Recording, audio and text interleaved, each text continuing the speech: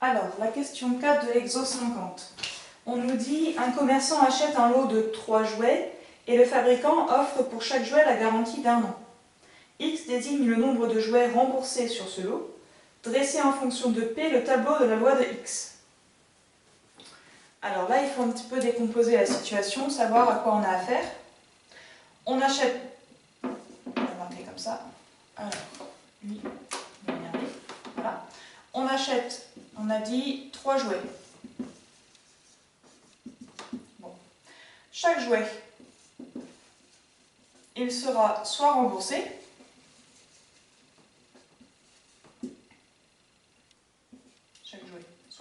soit non remboursé. Donc là, on est sur une situation qui présente 2 issues, et uniquement 2. 2 issues qui sont donc complémentaires. Quelle est la probabilité que mon jouet soit remboursé? Eh bien, il est remboursé avec une probabilité P, c'est lorsque la durée de vie du jouet est inférieure à 1 an. Okay, le commerçant s'est engagé sur 1 an. Donc ça tombe bien, c'est exactement la probabilité qu'on a vue précédemment. Donc on note P, ici 0,2835, on l'a déjà calculé. Ainsi, la probabilité que ce jouet ne soit pas remboursé, c'est ce qu'on va noter Q. Ce sera donc 1 moins P, autrement dit 0,7165. Okay.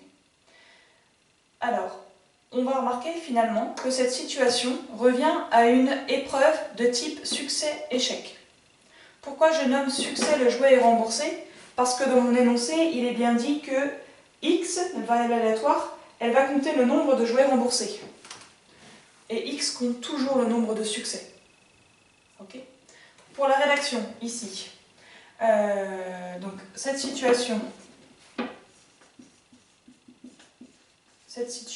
ne comporte que 2 issues.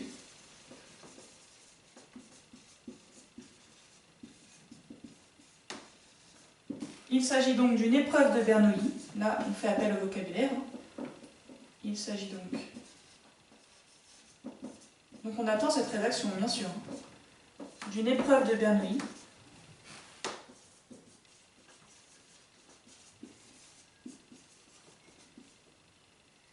Je vais y arriver. Hop. Ensuite, on répète cette épreuve 3 fois. En termes de vocabulaire, il faut bien préciser de façon identique et indépendante. En fait, c'est chaque jouet sera remboursé ou pas, et c'est pas le deuxième jouet en fonction du premier ou le troisième en fonction du deuxième, c'est de manière complètement indépendante.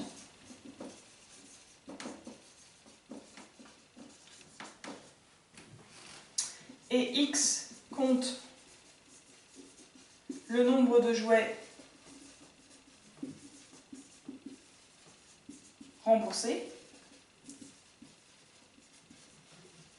Donc X suit la loi binomiale. Ce qui est bien, c'est que là on a des raccourcis. X suit la loi binomiale de paramètres. Alors les paramètres, théoriquement, c'est N et P. N, c'est toujours le nombre de répétitions. Ici 3. Et P, c'est 0,2835, mais ça tombe bien, dans l'énoncé aussi, c'est noté P. Ça ira plus vite. Okay. Donc là, j'ai mis en place toute la rédaction qui va me permettre maintenant d'utiliser cette fameuse loi binomiale. Et ça, c'est un sacré outil pour mettre en place la loi de probabilité. La loi de probabilité, c'est notre fameux tableau avec 2 lignes. La première, c'est les différentes valeurs prises par la variable x, et la seconde, c'est les probabilités associées. Ça veut dire que mon tableau, il va avoir quelle tête? Hop. Pour l'instant, je vais pas tout effacer.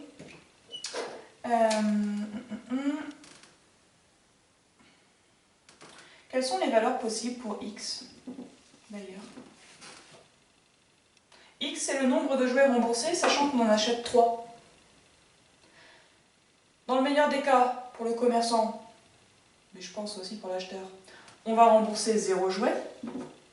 On peut en rembourser 1, 2, ou dans le pire des cas, il faudra rembourser les 3. Donc ça, c'est les différentes valeurs prises par x. Donc, on va les appeler, souvent on les appelle k, pour que je puisse réutiliser la loi binomiale du cours. Les valeurs prises par x, et en dessous, je vais calculer les probabilités de chacune de ces valeurs. Donc, on peut avoir 0, 1, 2 ou 3. Je prends un peu d'espace parce que je sais que j'écris mes valeurs à 10-4 près. Donc, je fais des cases suffisamment grandes pour ne pas écrire trop petit. Voilà. Bon. Alors, sachant que x suit une loi binomiale, est-ce que vous vous souvenez de la formule pour calculer P de x égale à k? C'est la loi binomiale, elle utilise les coefficients binomiaux. Ça commence par k parmi n. Ça, c'est le nombre de chemins qui va mener à x égale à k. Donc, je ne vais pas faire tous les rappels sur la loi binomiale, mais en tout cas, on est là. Après, si c'est x égale à k, ça veut dire qu'on a k succès. Donc, ce sera la probabilité du succès puissance k. Et si on a k succès parmi n épreuves, ça veut dire qu'on aura n-k échecs, et la probabilité de l'échec, c'est q. Donc, c'est k parmi n fois p puissance k fois q puissance n-k. Et là, je l'applique. P de x égale à 0. Ça fait 0 parmi n. Alors 0 parmi 3 pour moi. Fois P, c'est 0,2835 puissance 0.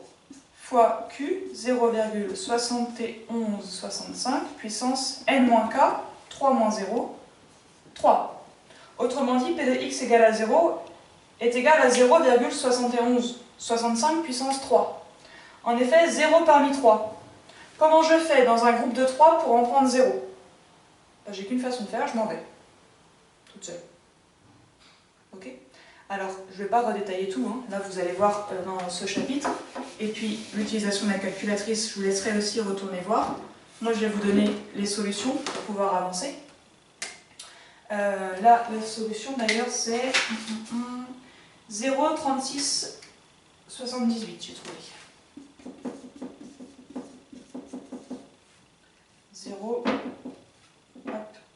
0,3678.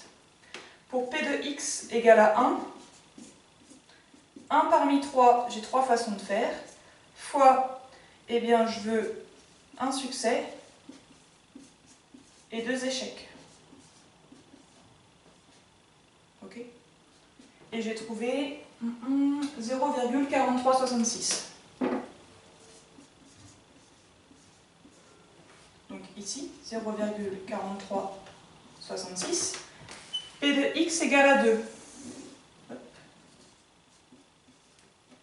X égale à 2. Comment je prends 2 parmi 3?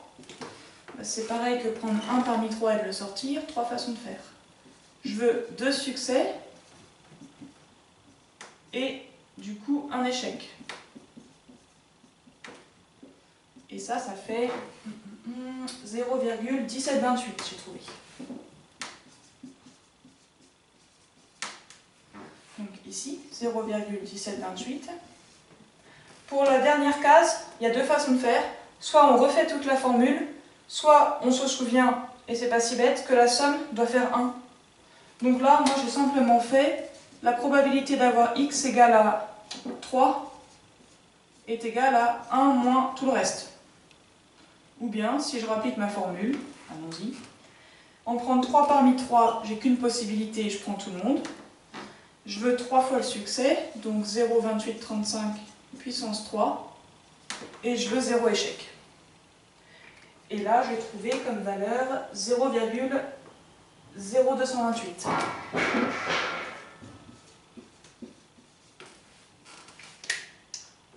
Voilà, donc ça, ce tableau, c'est la loi de probabilité de x. Je ne l'ai pas noté. C'est la loi de x. Je peux donc passer à la question suivante, la dernière question de cet exercice, qui était: quelle est en fonction de P l'espérance de x? Alors, eh bien ça, c'est très rapide. C'est très rapide parce qu'on est sur une loi binomiale et la formule du cours dit que c'est n fois p. Donc ici, ce sera 3 fois p. Et c'est fini, c'est en fonction de p. Si vous voulez les calculer, vous avez juste à faire 3 fois 0,2835 et vous allez trouver 0,8505.